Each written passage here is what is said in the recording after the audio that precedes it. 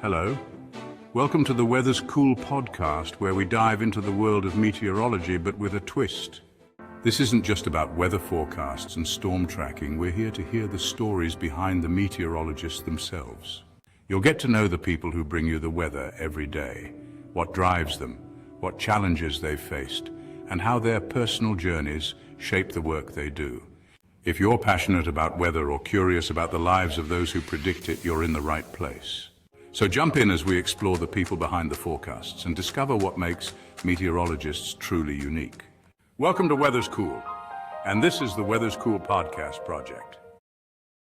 Hi, everyone. I'm Justin Kiefer from the Weather School Podcast Project, and we are happy to have Brad Panovich, meteorologist in Charlotte, North Carolina, join us for the podcast project today.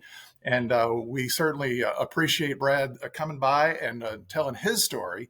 It's a great one. I think you'll be very interested in it. First off, Brad, thank you so much for joining the podcast project. I hope your day's going well, and we sure look forward to having this conversation. No, thanks for having me. This is great. I always enjoy talking about weather. Well, there you go. Well, I'm going to get you to talk a little bit about yourself as well. So that's one thing. So if you're new to the podcast project, if you're just clicking on this video and you're just checking it out as a consumer of podcasts or you're listening to it, the podcast project is my passion project of getting meteorologists from across the country and hopefully around the world to talk about their life, their journey in the career. A broadcast meteorologist, perhaps that are some that are not. I've talked to teachers. I've talked to just who are digital meteorologists, those types of things. And so that's the goal of the podcast project. So again, joining us is Brad Panovich. He is at WCNC in Charlotte, North Carolina, and as their chief meteorologist. So we'll get right off the bat. What is the weather like in Charlotte, and how are things going today? Well, today it's actually gorgeous, kind of warm for late October here. You know, we should be in the upper 60s. And for Halloween this year, we're going to be pushing 80 degrees. So not quite a record, but that would be a top 10 warmest Halloween on record here in Charlotte. So well, a warm trick or treat. The trick or treaters never like to have to wear a coat over their costume. No. Yeah, so in some ways that's good because I grew up in Northeast Ohio, and I remember many a Halloween having my costume on and then a winter jacket on top of it. Well, the interesting thing where I'm located at was in West Virginia. And I've talked to some of the locals through the years, and there have been some big time snows on Halloween where they couldn't even go trick or treating. The most recent memory for some was what Superstorm Sandy did here. Yeah. While it was obviously a terrible storm for the tri-state New Jersey, New York area, here in central Appalachia and through West Virginia, they had 2 to 3 feet of snow out of that storm. Yeah, we had 36 inches at Wolf Laurel Mountain in western North Carolina. So a couple folks were skiing about a week later from Sandy in the North Carolina mountains, which is crazy. And today we're talking about the 80s. So there you go. Yeah, it's wild. So you mentioned growing up in Northeast Ohio. So let's start there. Let's talk about your childhood. What was it like for you there in the Buckeye State? So I grew up outside of Akron, just a suburb west side of Akron, about, 10 minutes west of Akron, about 30 minutes south of Cleveland. It's kind of ironic. My house is literally 8 hours north on 77 for right now.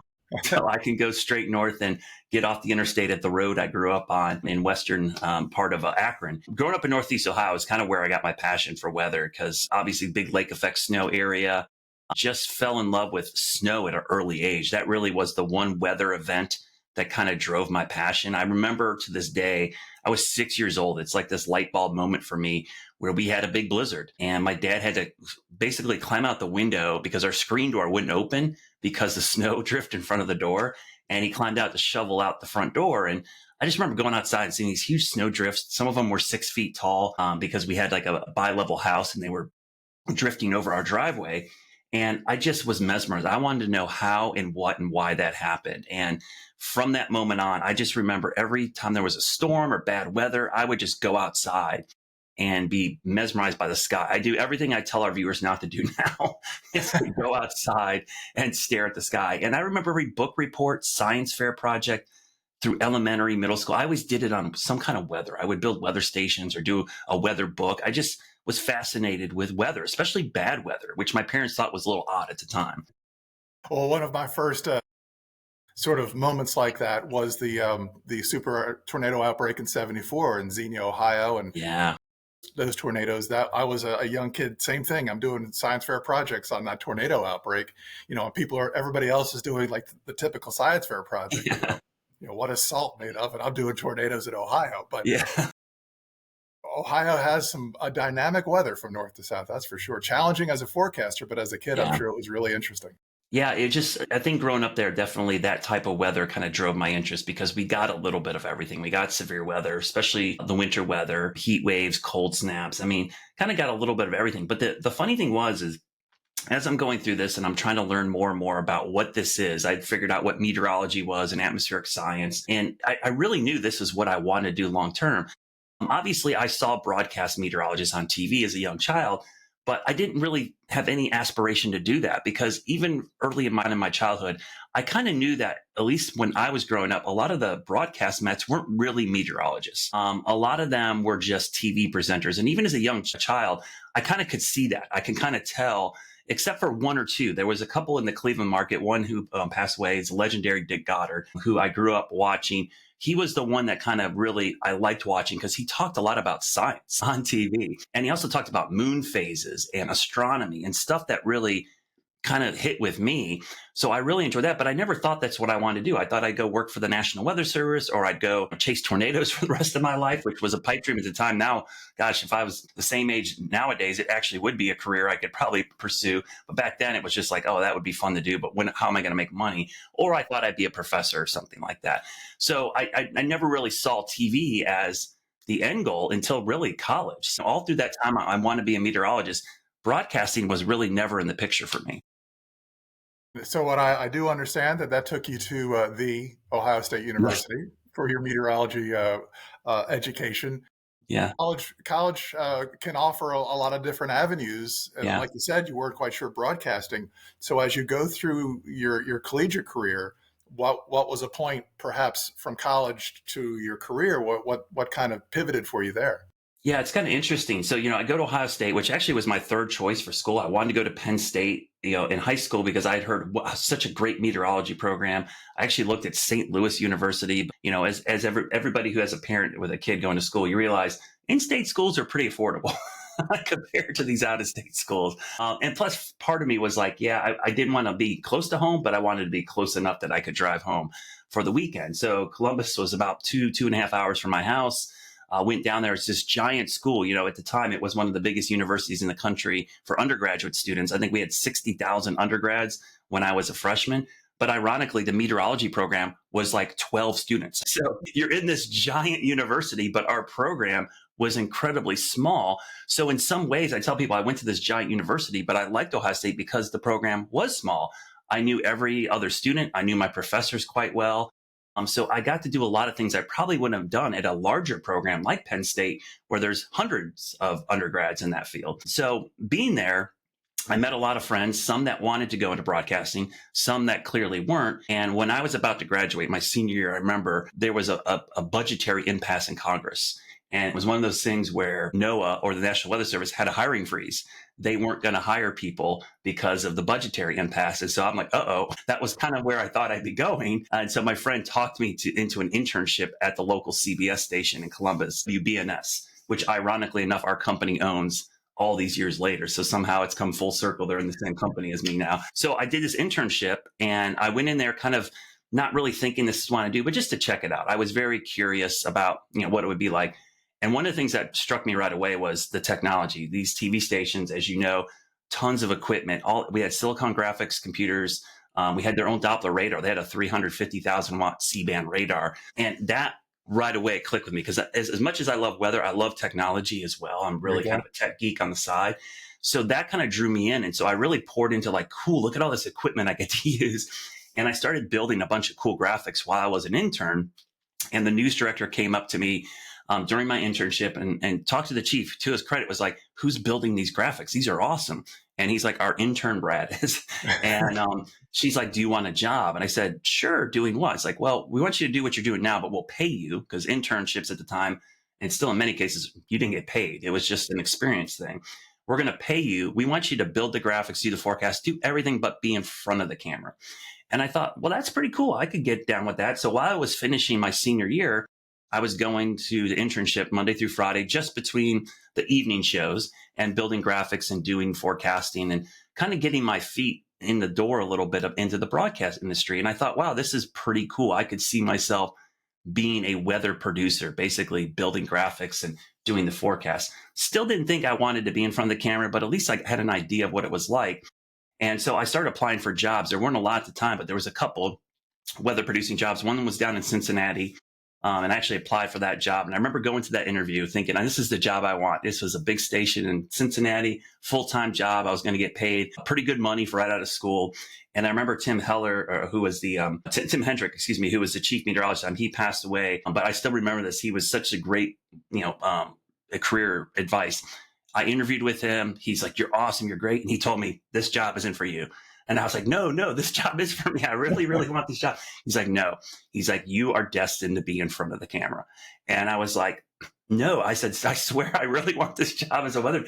He basically was saying, no. He's like, I know you would do good at this job, but you're too good. It's like, we want somebody who probably should never be in front of the camera, somebody who just wants to be a weather producer. And he saw something in me that I didn't even see at the time. Like, hey, I see you as a great broadcast meteorologist. You're going to be in front of the camera. And at the time, I was really disappointed. I was like, I can't believe it. That's the job I want. I can't believe he kind of told me that I shouldn't be there. And literally like a month later, I got a job offer to be in front of the camera in Dayton, Ohio. Okay. NBC station there reached out to me, and I got the job as the part-time morning meteorologist, which is kind of weird in our field. It doesn't really happen anymore. They only did cut-ins in a morning show, and that was it. So it was part-time. They paid me hourly, no contract. I literally worked at Dick's Sporting Goods in the evening while I was doing morning TV in Dayton. But it was a great experience because I worked there for 9 months without a contract, and I got to get experience in front of the camera. And that's really honestly where I learned about TV, like time cues, what an IFB was, scripts. I mean, the stuff about broadcasting, I had no background in at all. I learned on the job, and it really was a great, great learning experience. And I think that experience kind of really set me on my path because I got really good, really quick. And within that 9 months, I got offered a chief job in Traverse City, Michigan. Smaller market, but it was the chief job. It paid more, and it was a startup Fox station. This is when the Fox affiliates were just starting to do local news. Gotcha. And I was going to be their first on-air person, and they were launching at 10 o'clock news. Nice. And so that was cool to go to a station from the ground up, be the first on-air talent. And I remember that first year I took that job, I was at AMS conference, and I ran into Tim again. And I told him about my evolution. He's like, I told you this is why we didn't hire you. He's like, you got better benefits and a better gig than I do. And I still remember that because it was such great advice, but he saw something that I clearly didn't even think of at the time. But I probably would have been a weather producer somewhere still if it wasn't for him. That's but Traverse City, obviously somewhat of a winter weather market for sure. Yeah, that was a fun market.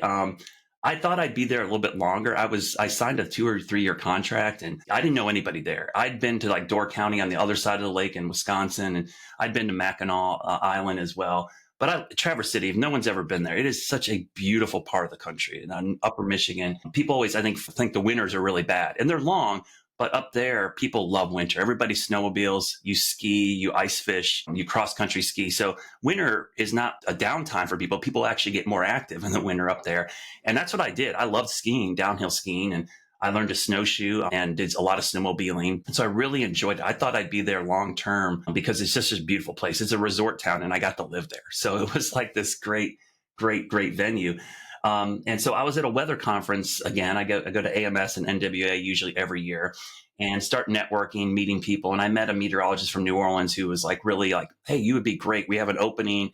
Love for you to come down. And I was like, I don't want to work in New Orleans. And I got a great job in Traverse City. And so I go back, but I collected some business cards like you normally do when you go to a kind of a networking conference like that. I go back to our station in Traverse City, and they have a station meeting. And the owner says he's selling the station. And I knew enough about TV at that point, like, yeah, I probably could have a job with the new owners, but I better cover myself. So I reached back out to that networking contact in New Orleans and said, hey, just heads up, my station's for sale. I probably would love to at least interview. And they said, sure. So they flew me down to New Orleans. I thought, this is great. I get to fly to New Orleans. The station was in the French Quarter. Not in a million years that I think I'd ever go there. Went down there. Station was great. They kind of offered me the job on the spot. And I had to think long and hard about that because I really was from the Midwest, and grew up in that part of the country. And I thought, wow, this is culture shock going from basically the Canadian border to the Gulf of Mexico for weather. But it was a great station. It was the number one station in the market. I thought it would be a great career move that I could go there for a short time and maybe come back to Ohio to like my dream market, which would have been Columbus or Cleveland or something. That's at least in my head what I was thinking. So I went down there and ended up staying 4 years. Yeah. And got a real good crash course on tropical meteorology. I had taken one class in tropical meteorology at Ohio State, but 4 years in New Orleans, I got to fly into hurricanes. I got to cover hurricanes. So I really got in depth in tropical meteorology. And I love the station and I love the people.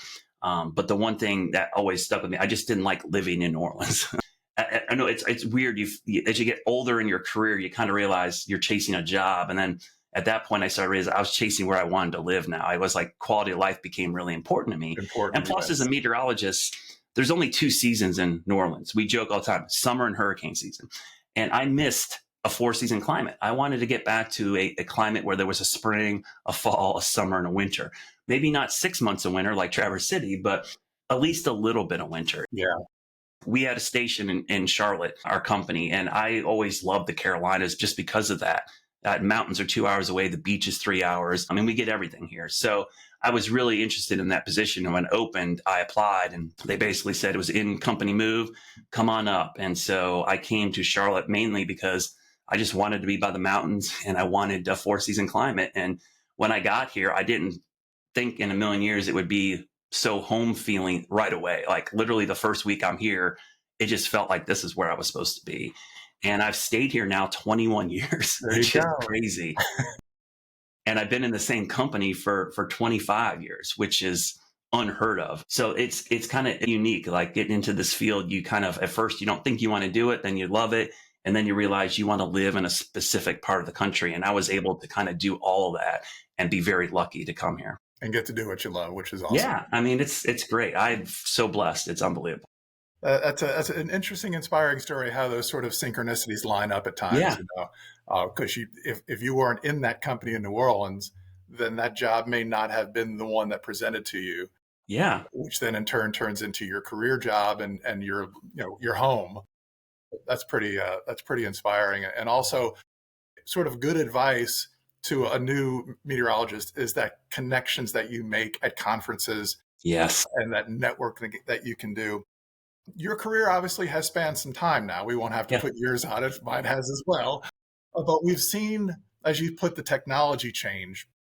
And I guess one of the big changes with our careers has been the manifestation of social media. Yeah. And from going from, this is a quirky thing to using it as a tool for your job. And that's how I've come to know you, is just through what you do on social media currently, and how impressed I am with your sort of meteorological footprint from where you live. Mm-hmm. And it's really impressive. And so let's take us through a little bit of how you grew into that, or came to, what, I'm going to use this, or it just was part of the job and now it has expanded into what it is. But if you could just take a couple minutes and just step us through that. Yeah, it's kind of interesting. Like, I think a lot of people look at me as like, I kind of started on social media early on when a lot of people weren't using it. And, how did that happen? It's kind of, I'd love to say I had some great foresight that I knew it was going to become this massive part of our job, but it really was more about me needing an outlet for my weather geekness, if that makes sense.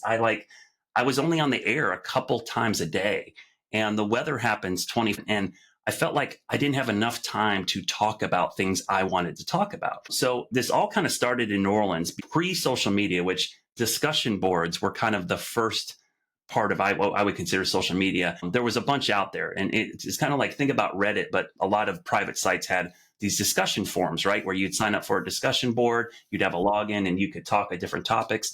Well, we decided to put one on our website in New Orleans at our TV station. And the digital guys are like, hey, we have one for news, we have one for sports. Do you want to do one for weather? And you kind of take it over. I said, sure. So I did, and I started posting like in-depth discussions or talking about tropical systems, stuff I would probably never have a million years on air or time to talk about. And I got really into the weeds, like the meteorology of tropical and it was amazing. People kind of gravitated towards that discussion board. We're like, wow. And then they realized, wait, you're the guy that's on TV doing this, right? I'm like, yeah, this is Brad, the guy who's on TV. And it just kind of grew and it got huge. And that the weather part of our website, that discussion board grew like exponentially more than the news and sports pages, just because people were really fascinated. I found there was a lot of people like me who were fascinated by weather, even if they weren't meteorologists. And so that connection of somebody, hey, I see on TV talking to me in real time on a discussion forum was really cool. So fast forward, I moved to Charlotte and we try to recreate that same thing on our website, but it doesn't, take off as much. Well, lo and behold, the election comes around in 2008 and this thing, Twitter, is out there. Twitter at the time, nobody really knew what it was. It's just a micro blogging site is what most people considered it. But our station decided a bunch of our reporters and anchors were going to get on Twitter for election night, just as a form of communication, like a way for us to talk to each other, not so much to the public, right? And it was a way just to pass information. And so when obviously I'm not in news, I'm in weather. I see the news department doing this. I'm like, this might be a good idea to try this for weather. After that election day, I signed up as well. And going into that winter, I started using Twitter to talk about winter weather events that were coming up in the Southeast and the Carolinas. And it just took off. It was like, holy cow. People asked me questions. It was back and forth. And it just grew exponentially. And Twitter was really the first foray. I had a Facebook page, but I wasn't very active on Facebook. I didn't like Facebook. So Twitter kind of took off. And then live streaming started coming along. We didn't really use YouTube. We were using other streaming platforms. I started streaming like severe weather coverage in the middle of the night when I was babysitting the radar for severe weather. And it just kind of took off from there. I started doing more and more. And I loved it because for me, it was a way for me to get like my geekness out to the public, like a way to talk about things. And the other cool thing I realized right away was the great information I was getting back from the public. Like it was amazing. People were sending me pictures and videos that nobody else was getting just because I was on these platforms. And so that kind of stuck with me and it just kind of grew. And now, like you said, it's become such a huge part of what we do. I do most of my work because Twitter to me seems it's immediate. You're posting on stuff, but there's no algorithm that pushes down the information kind of thing. So I always gravitated toward Twitter when I was posting out weather information, but Facebook would always get the most engagement. And it was like, and I didn't study enough about how to, I don't want to use the word manipulate, but to take advantage of algorithms and engagement and then create your audience. And you said with live stream, that was one way to do it. Yeah. And now you incorporate that into your daily work routine. Yep. And to your credit, and to those that use social media as a venue or an avenue to get weather out there, to prepare or just to inform. Yeah. Do you find this is sort of an odd question? Do you find it more satisfying with social media engagement or just creating and producing the traditional television forecast? That's a great question. I tell you, the one thing I do like about social media is I'm like in complete control. I'm pretty lucky at my station. The station hasn't really, I know this happens at a lot of stations where the station's kind of controlled people's personal Facebook and Twitter accounts, and it becomes work, Like I remember a lot of my friends were very frustrated because when stations didn't know how to handle this, they started putting quotas, like you need to post X amount of times a day. And to me, that was always, I was like, that's the wrong way to do this. You should do it when you feel comfortable and because you're better at it, right? If you do it the way you want to do it. And for me, because I can still do it that way, I do enjoy it because I get to post and interact the way I want. Now, obviously, as we know in social media, sometimes there's a dark side to it. There's a lot of negative comments. But the good thing is I've done this long enough. I've learned to I know there's always that segment of our population or audience that is just always negative, right? Once you learn that that's just part of it and they're very vocal versus the people who are enjoying what you're posting, they're not going to say much. They're just going to consume it. Then it becomes easier to just brush it off your shoulder. But I do enjoy that part because I kind of get to do it on my own time, my own methods, and just be more engaged with the public. Because one of the things I love about broadcast meteorology, the one thing that I didn't realize until I got into it is I do like the interactions with the audience. I think it is really cool to be a meteorologist and share a passion with other people and then see them enjoy it or share their passion of it with you as well. And so I never knew there was as many weather geeks out there until I got onto social media, and you realize, wow, there's a lot of people who really love this, who maybe are accountants or doctors or lawyers. They did something else in their life, but they've had this secret passion for meteorology that they thought they couldn't turn into a career, and they need an outlet for it as well. So social media is like a great way to connect with those people. And I'll be honest with you, I think the public makes social media makes my job easier because, as you know, when you're covering severe weather, the best tool you have is like visuals, right? Pictures and videos. Like I can talk about the Doppler radar and this correlation coefficient and couplets. That's great. It just looks like spilled paint on a map. But if you can show a picture or a video of what's actually happening on the ground, people will start paying attention to the warnings and they really will seek shelter. So having that influx of information from the public has been a huge asset to me as a broadcaster outside of even what I do on social media. Yeah, I think I recall, I think it was this spring and maybe early summer where there was a severe weather outbreak in your market, in the Charlotte market. And people like on the northwestern side of Charlotte, were saying, hey, here's what it looks like here now. And in downtown Charlotte, there was not that sort of activity, but there were pictures coming in. And someone on the south side, maybe in South Carolina, say there's nothing here. Yeah. But you can paint that picture Yes. with your audience's engagement, which I think is really cool. Yeah, you can tell like, hey, this is happening 3 counties to your west or northwest. This will be here in an hour. And now it's like, it becomes real to them, right? It's just, and just from a TV standpoint, pictures and video just make for a better story. They keep people engaged more. So as much as we broadcast and send stuff out, I think the income of information from the public is huge. And that's like for you as well. Like I agree, Twitter was such a huge drawing point for me because of the real time aspect of it. And that when there was breaking weather or severe weather, boy, Twitter was just, it still is to a certain extent, but it's just such a great place because you get that stuff in real time and it's like a train of thought thing. So that's why Twitter has always been my favorite, just because that's the way I think we work as meteorologists in real time. But Facebook is, like you said, it's huge. The audience is gigantic. You just can't ignore it. And it's very, very closely correlated to the demographics of who watches TV too, which is pretty important in the TV business. Which has changed, obviously, in the years that we've been doing this as a career. Yeah. From when we had a captive audience to now it's a desperate audience. They're all, yes. Every device has media. Yeah. Every cable, if you still are attached to cable, has 1,000 channels. So being able to stand out, but also not to stand out for attention, but to stand out with your information. Yeah. Like yourself and other that I've talked to so far with the podcast project, they have used social media not to gain notoriety, but to their advantage for information. And a case in point, and then I want to circle into to your experience.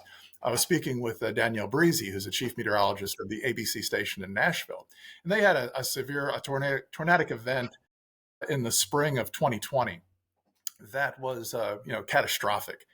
And social media lit her up when it first started because her television market expands well into Kentucky and well out to the west.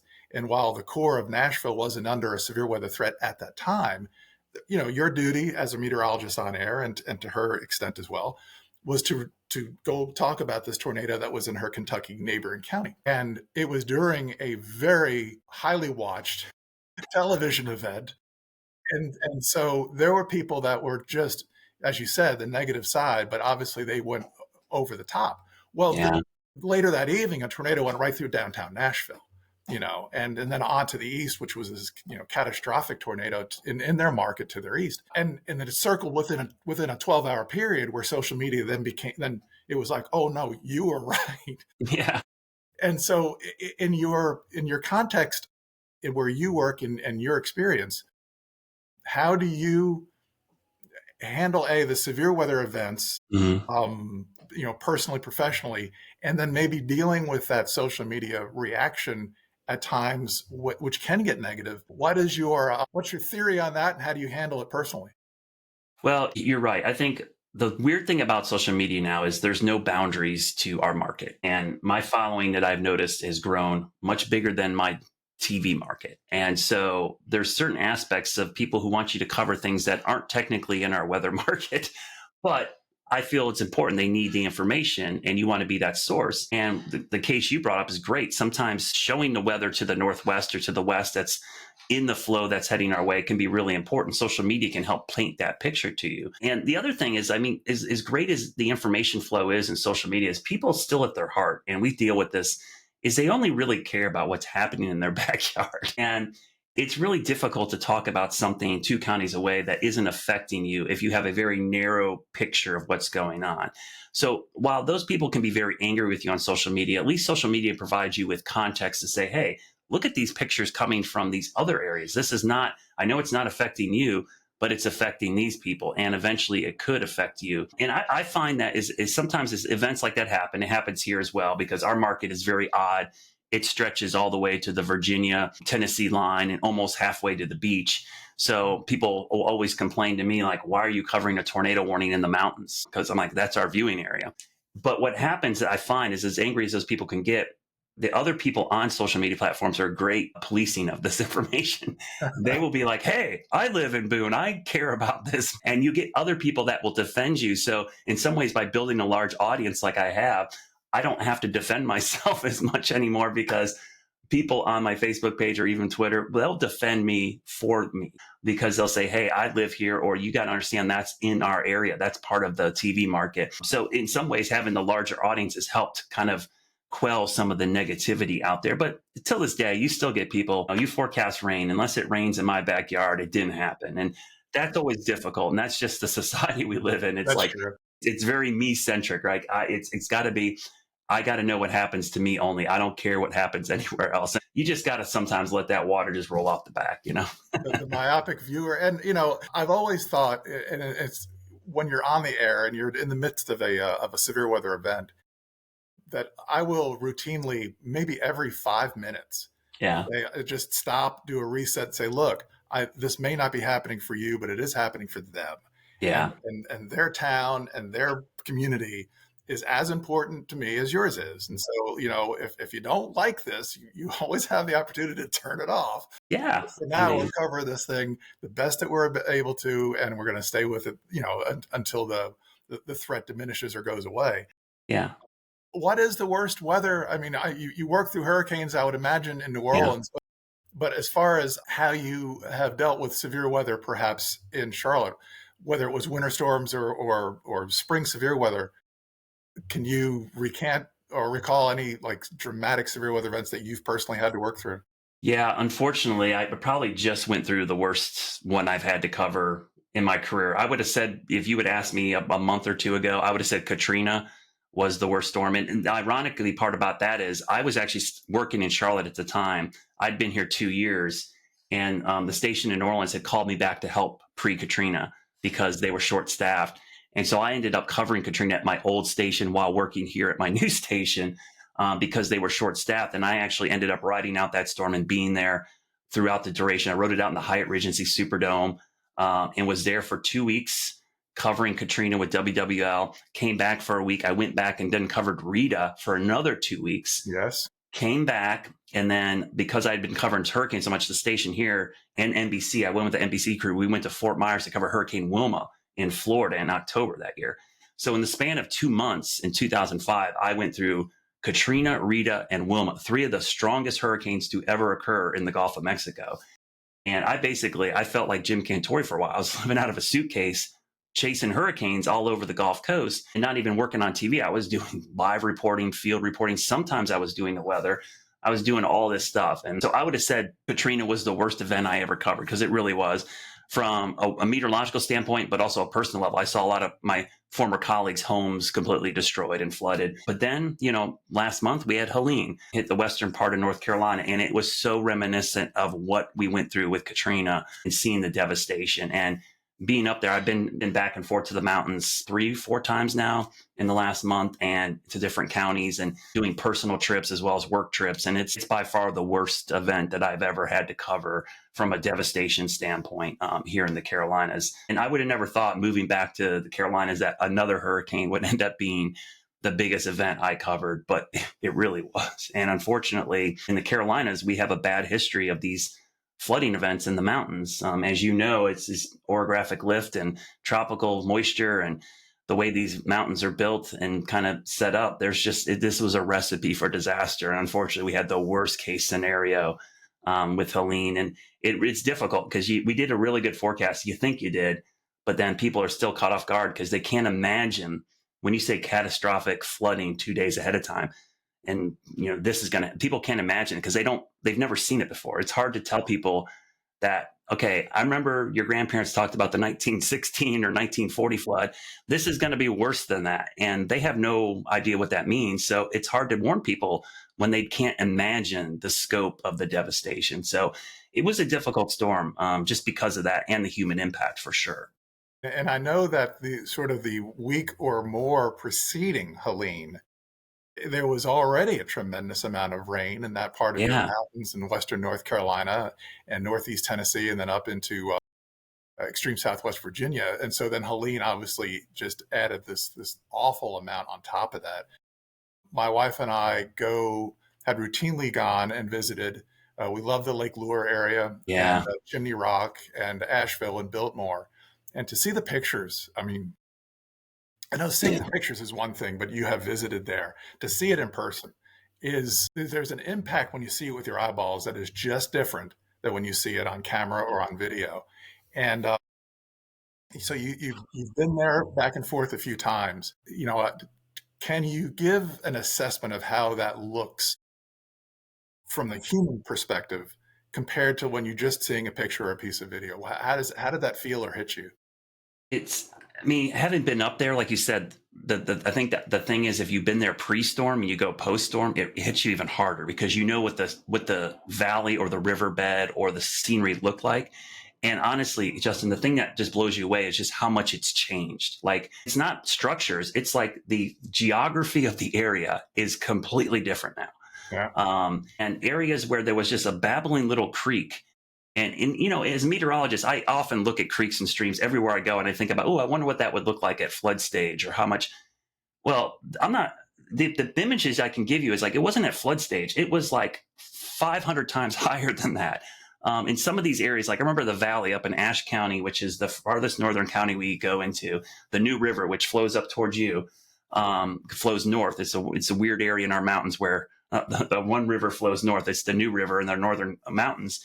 The valley is this beautiful, very flat, wide river that is very shallow. People tube it, they kayak. It's just very idyllic. And a guy I know, he runs the Blue Ridge Relay up there. He sent me a picture of the valley completely flooded. And he said, if you saw this picture and didn't know this area, you would think it was just a mountain lake. But then you see it without the water and you realize this is a wide, broad valley that normally has a tiny little river flowing through it. And to see the water that deep, in some cases, it was 20, 30 feet higher than the previous crest. And that's why I said that the imagination part of this, it's hard to even put it into perspective. Yeah. And some of the rivers, like you talking about Chimney Rock, we went there so many times with the family, played in that creek and river. And to see that it's completely in a different location, like it's not even in the same spot. It's where the road used to be. Right. And the amount of rocks and boulders that moved, you talk to people there, that's what they will all tell you, how the sound of that flood was because of all the rocks and boulders being pushed through the canyon. It sounded like a thunderstorm or almost like an avalanche because it was just nonstop rumbling. So to me, that's the thing it's hard to even, for people that haven't been there, you have to know what it looked like pre-storm to really get a good grasp of how bad it was. And for a lot of folks, people ask, well, why do people evacuate? Well, you're in the mountains. Where do you go? Higher ground? Or you're already at higher ground, right? And I don't live right at the creek or stream. Why should I evacuate? You never think in a million years the water's going to come halfway up the mountain, or there's going to be a landslide that takes you down towards the river. So yeah, it's in some sections, it's really bad. But the other thing I'll tell you, the other thing you notice when you go up there are sections where there's complete devastation, and you go to the other side of the mountain and it looks like nothing happened. It's really weird. Yes. And it's hard for the people up there because some folks, like we talked to them, like they were higher up or they were in a spot that they were sheltered from the wind and the flooding. They feel super guilty because they're looking at their neighbors just down the street that are completely wiped off the map. So there's a lot of scenes like that. The dichotomy of like, I'm okay here, but across the street, there's nothing left is really kind of striking when you go up there. There's a remarkable comparison to how I felt before Hurricane Michael hit our town in the Florida Panhandle in Yeah. 2018, because my brother lived 25 miles west, or maybe 30 miles west, with literally one twig came out of one tree in his yard. And then you move one county off to the east, and it's a Category 5 hurricane. And so the survivor's guilt thing is a real thing. Yeah. And the other part of, like you said, how do you tell people to evacuate, so that information, this is going to be a catastrophic flooding. Well, I mentioned prior to Hurricane Michael hitting, so the coastline is going to change. The coastline as we know it's going to change because of what this hurricane is going to do. You hope that message kind of lands, but when you tell somebody who lives in the mountains, and some of those folks, they're hardscrabble individuals who live in the mountains for a reason. Yeah. Will that land and make them go, you know what, I'm going to get out of here for a little while? Most of them are I'm going to hunker down. Yeah. And so it's hard to even, that communication part, you've done what you can, obviously. Yeah. And I know that it's a month or so later, and I know that there's just tremendous help that still needs to happen there. Can you talk about what still needs to happen, or how people can help? Well, the biggest thing now is we kind of went from the emergency life-saving stage into now we're full on into recovery rebuild. And the biggest thing now is getting these roads rebuilt. We're a month in, and you'll see a lot of social media posts about roads are back. Where they're technically roads there. They're not permanent roads. And I think, and the DOT's been very straightforward, like, hey, there is a way to get by in an all-terrain vehicle or a Jeep or a truck, but we can't move semis or commercial vehicles. It's basically a dirt road through the woods. That's just to get supplies and get people back and forth. It's not a paved road. That kind of stuff's going to take months, right? So that process is huge. And then when that happens, you need to do those roads first, because to get the building materials in to reconstruct buildings or bridges, you can't take, a semi with girders across a dirt road. You got to have something more substantial. So I think that's the process that we're kind of in now. And the biggest need, I think, is shelter, because a lot of folks don't have a home. They're staying in campers or tents. And to your point, mountain folks are really resilient, and they don't want to go to a shelter or go somewhere else. They will literally camp on their property until they rebuild their house. So we're trying to get better structures to them, either tiny houses or an RV or a camper, something that's a little more sturdier than a tent, or an open shelter on their property, like a lean-to or something, to get them through the winter, because that's going to be the tough part. Is when it gets cold, is we need proper shelter. And then rebuilding a lot of just individual bridges and roads, because as you know, in the mountains, pretty much everybody who has property probably has their driveway or road into their house goes over a creek or a ditch or a stream, and there's a culvert there, and that's washed out. And so that's not covered by DOT or the state. That's private property. Those folks need to rebuild those. So getting culverts and gravel to rebuild a driveway or a road into that house, which is up on the mountain, is needed. So those are the type of things we're going to need. And then think about the holidays. Folks still need meals. Some people are out of work because their town is built on tourism, right? And no tourists can come. So not only did they get devastated by the hurricane, but now there's no income from tourism, or the shop they own, or the restaurant they work at, or the Airbnb they clean. That's not there for them to do. So maintaining the food for the holidays and getting through Christmas, and just income, helping them maintain their life until they can get back on their feet. And, a good example of that's Chimney Rock. We've done so many stories on them. Only 125 people live there permanently year round. It's a very small village, but thousands and thousands, hundreds of thousands of people go there for tourism. Sure. And they got to get back on their feet, because they rely 100% on tourism. And until people can go back there, they have no source of income for that village. My goodness. Yeah, but the picture, my lock screen picture on my phone, is my wife and I standing on one of the bridges over that in Chimney Rock that sort of crossed that stream. And then you see the before and after pictures. That bridge is gone. The building that was next to that bridge is gone, and then all the way to the road that went through Chimney Rock. And it's similar to my experience in 2018, is that right after Hurricane Michael, there was a massive, horrible wildfire in California in a town called Seaside, which was this devastating fire. And so the media cycle obviously went to there. And all of a sudden the story sort of leaves North Florida, and to Georgia and the Carolinas as well, because Michael did significant damage even up into Virginia. But the news cycle switched off and started covering this California cycle, and then Yeah. obviously you've got an election in the month of November in 2018. This is a very similar, I think it sounds like to me. You've got Helene and the devastation, but then Milton comes along, Yeah. takes the news cycle away because this populated area of Florida, and now there's an election. What I hope, and hopefully when people look at this video next year or whenever they see it, they Yeah. still keep in mind the folks in your TV market who still need Yeah. help. Well, and that's one of the biggest tips I've given people, because initially there was so much donation and volunteer work. It was overwhelming for a lot. These are small communities. Like, I think that's the other thing people got to understand. Outside of Asheville, which is a large city, it's a big. The other towns are really small. You're talking hundreds or thousands of residents, not tens of thousands or hundreds of thousands. So the amount of outpouring of resources was great. It was overwhelming. Some of them had to turn stuff away, not because there was anything bad. They had nowhere to put some of this stuff, water, supplies.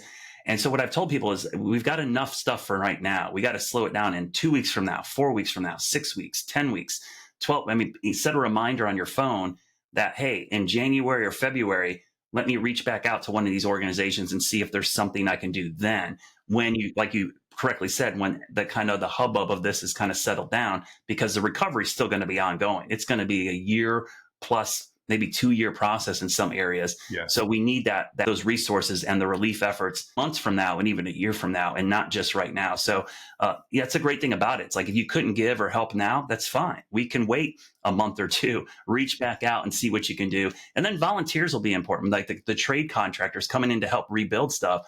Those will become more important as we open up more stuff here in the next couple of weeks and months.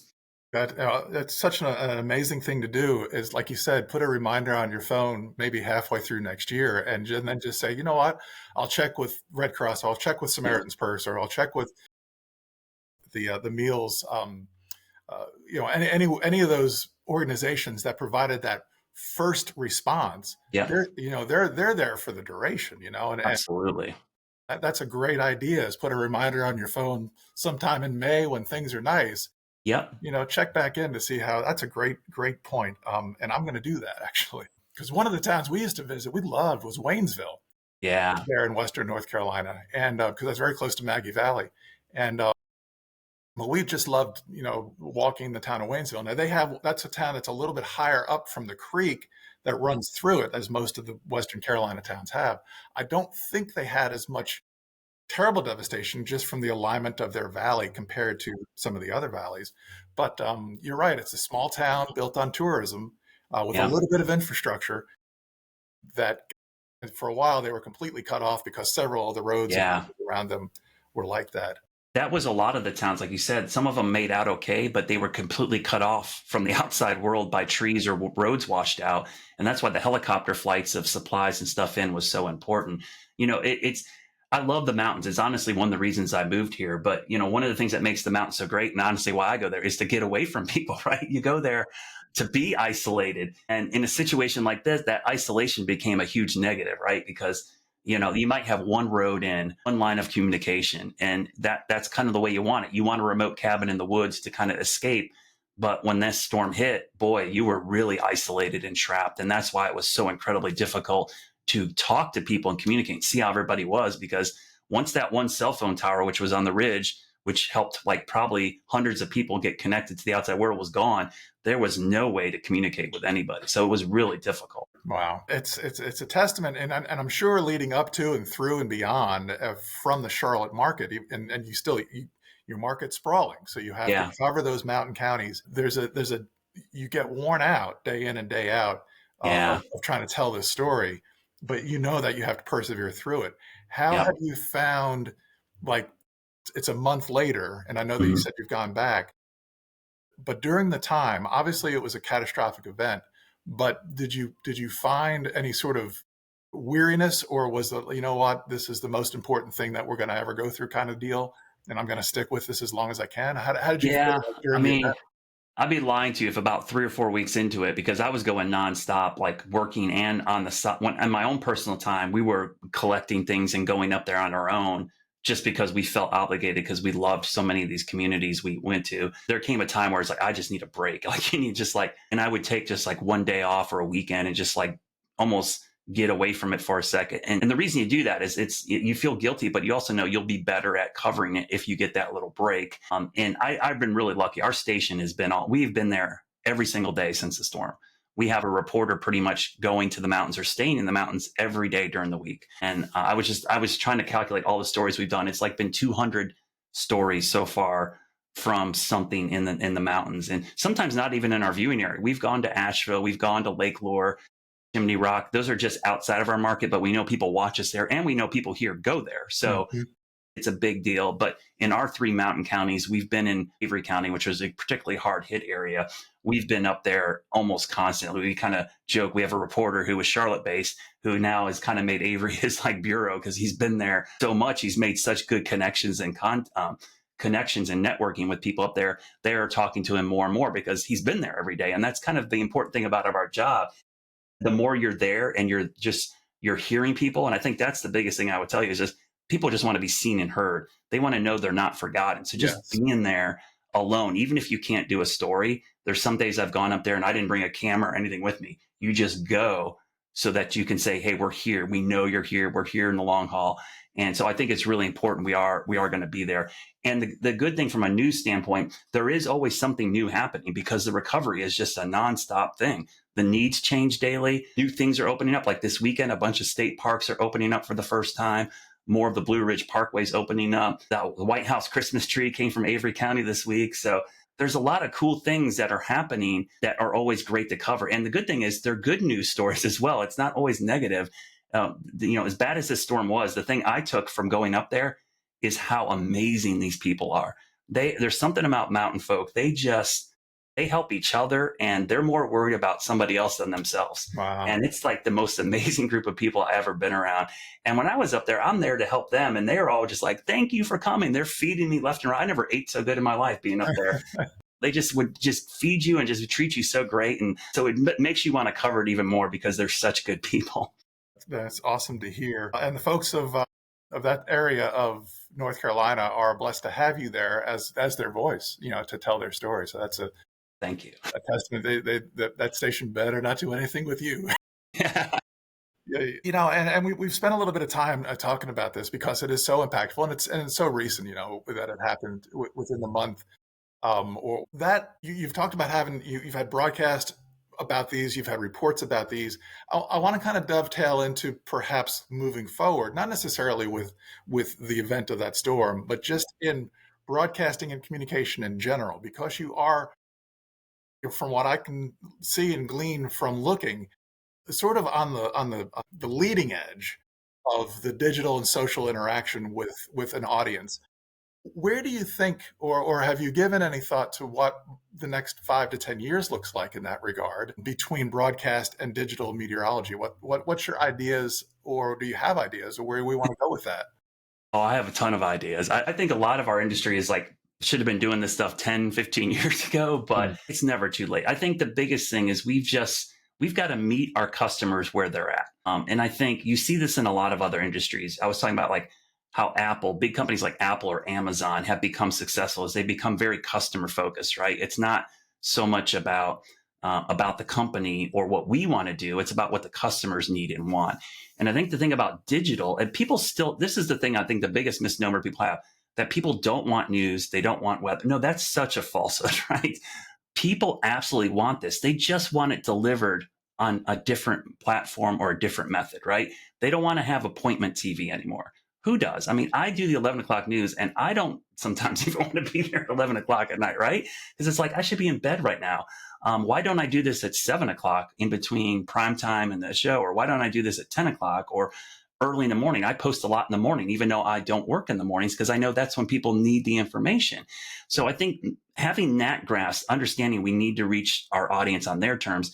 So I think streaming is going to become huge, right? It's a great thing for us in some ways. It's going to be a lot of work, I think, but I think we're going to become more 24/7 news operations where we will be producing content all day long. And the great thing is it doesn't have to be live. I mean, it could be great content that I can produce at 1 o'clock and somebody could watch it at 4 o'clock or 6 o'clock. It doesn't have to be in real time. Live is still great when there's breaking news, sports, weather, obviously. But if it's just day to day stuff, it's okay if it's not live. That's And right. I think if we get away from that live schedule, it might be easier for our employees, especially us, to produce content on a little bit slower schedule, but produce more of it and more quality content, if you will, and have it go out and people can consume it on their terms. So I think Nice. I think in some ways it's a reinventing of what we're doing. It's not going away. I think the whole like TV news is dead is probably the worst thing people say. It's just changing. It's not dying. It's just changing. The way we used to do might be dying, but going forward, it's going to be much needed because you see it even in these small Facebook groups and community groups where people really want personalized local information Yeah. because we're not able to do it or we're not doing a good enough job of it. And then you see people like Ryan Hall on YouTube, right? A lot of us and the broadcast people, I'm not one of them, will say, well, I don't like what they're doing. But I'm like, no, that's what we should be doing. Why aren't we doing that? There's a Yes. huge audience of younger people that are watching YouTube streams of weather. Right. So clearly there's an audience for it. Why aren't we doing that? We should be in a better position to do that instead of being like, wow, I can't believe they're doing that. They shouldn't be doing that. I'm like, no, he's telling us we should be doing it. We're the ones that screwed up. We should be doing that, all the time. And so I'm encouraged by that he is so successful at that. Shows me there's an audience for that, right? That's what you should be gleaning from that. Not that should, the competition part shouldn't be there. It should be like, wow, there's an audience for this. And we should be there doing that as well. That is a 100% awesome perspective on that. I think because when it first started out, it seemed like it was the tales of the parabola, like they were way on left or not politically, but left or right, just something just to get people engaged, and everybody sort of, oh gosh, they're just being hype on this. Yeah. But in essence, I think your perspective is, as you said, they're meeting their consumer where they're at. And that's a great quote to take from this conversation. Is like, as broadcast meteorologists or just producers of content, you need to, like you said, Amazon or Apple, you need to meet your consumer and meet your customer where they're at. I think that's an awesome perspective. Yeah, we should take the hurdles away from getting our information. We make it really hard, right? You got to find us, get on right. Even if you go to our websites, right? You got to, where's the live video thing on our website? Or like, I got to watch a 20-second. We make it incredibly hard. Yes. For our consumer to get to us. Like, where is our app? How do I even search for it? We make it so difficult sometimes. And I think if we remove those hurdles, we would be in a much better spot. When I first started out in broadcast television, I was given sort of some structure of how I should put together the weathercast. And they wanted to keep the 7-day or the 5-day forecast in those days to the very end of the newscast. Like the final thing, here's Justin with. And now I literally put it at the beginning. Yes. I'm saying, I'll give an explanation of here's what's happening and here's what it's going to mean to your 7-day forecast. Yeah. And then I'll kind of get into some nuts and bolts after that. But it's like the structure of what we used to do. If things are changing, why don't we change that as well? And so I've kind of just sort of rethought, let's do something different. I agree. And not hold a captive. Well, I got the secret. I'm not going to tell you until the end of it. That kind of thing. Yeah, I agree. I think it's something I've changed too. We've experimented with the 7-day first, but one of the things I'm a big fan of, and it's just, what is the biggest weather story? It could be something 3 days from now. That should be the first thing you talk about, right? Because if it's going to be sunny and dry for the next 3 days, I shouldn't spend a minute and 2 minutes talking about that and then get to like, oh, hey, this weekend there could be this big storm. Right. Well, lead with your best stuff. Just go, here's a big storm. It's a high impact event. And so we've kind of changed our format because, most people probably already know what the forecast is today. It's really, they're looking more forward, like what's next weekend or what's the next big storm. So I think that's a great way to think about it. And he agrees with me. I think my wife has come home. That's awesome. And don't use the GFS 3-hour 364 as your lead. Yeah. Let's not do that. I'm not going to go down that road. Let's again, I'll edit these things out. Let me just ask a real quick question here, and we'll kind of finish up. We're past an hour of your time, so I usually ask this question of every of my guests. Take Brad today, and flash back to fresh out of college Brad. Ooh. What would you say to young Brad leading his life into a new career? Give me a couple of lines of your mentorship for him. Wow, that's a good one. There's probably a couple pieces of advice, and I teach now at UNC Charlotte, so I get to actually give some of this wisdom to future students and meteorologists. I think the biggest thing I tell people is find where you want to live first before where you want to work. I think that's something I've learned personally. Work where you want to live instead of live where you're working is something you either trial and error. So I think that's something I tell them. The other thing is, and it's financial advice, but just save money. Do not get in debt. I think, which is really hard to tell a college student who is paying off college loans, but we don't give enough financial advice to young meteorologists. Because the thing is, financial flexibility gives you a lot of flexibility in negotiations and contracts and what you can do. Sometimes you're stuck taking what's there because you need the paycheck. So I think that's one thing I wish I would have known early on, like, hey, and I did. It took me a couple of jobs where I'm like, wow, I got to start saving money or being smarter with my money. The other thing is I definitely think, and I think I learned this early on, but I think I'm more so now the older I get, you just don't know everything. I think as a young buck, you think, I'm this great meteorologist. I think I know everything. It's okay to not know everything and ask other people that do know. Experience and life on Earth is a very valuable asset. And I've learned that because you get wiser and better by making mistakes and becoming a better meteorologist and a better person. So sometimes if I'm young, I would want to learn from older people's mistakes so I don't make the same one. So I think that would be those pieces of advice I would give to my younger self. That's looking awesome. back. And I typically, and it's interesting they say, because I say it all the time. My late father-in-law used to say it: you either work where you live or live where you work. And you need to take that to heart. If your job takes you to Boise, Idaho, live there. Yes. Don't and then don't matter if you're going to move again, but live where you're going to work. But if you want to live somewhere, like you said, like Charlotte seemed like a place that you wanted to be, and turn it into your home. That's a great point. So we've had you on as a guest. We've also heard from our dogs Waylon and Scout. So if you hear some background noise, that's my two dogs. So sorry about those interruptions. But no, they're awesome. Brett, I really, really appreciate your time today. Your insight is invaluable. Hopefully when people watch this and we spread the word about you and your career and your words and how things have arced in your lifespan, that they can glean something from that. So my a debt of gratitude to you for joining us on the podcast project. My pleasure. This is great. I love talking about this stuff. So. All right. Well, have a great day. We'll stay connected to the folks of the mountains and hills of Western North Carolina, and with you as well. Yes. And once again, thanks a lot. We'll end it there. We appreciate your time. Thank you. Thanks for watching this episode of the Weather School Podcast Project. To see all the episodes of the podcast project, please visit school.com/weatherschool/about.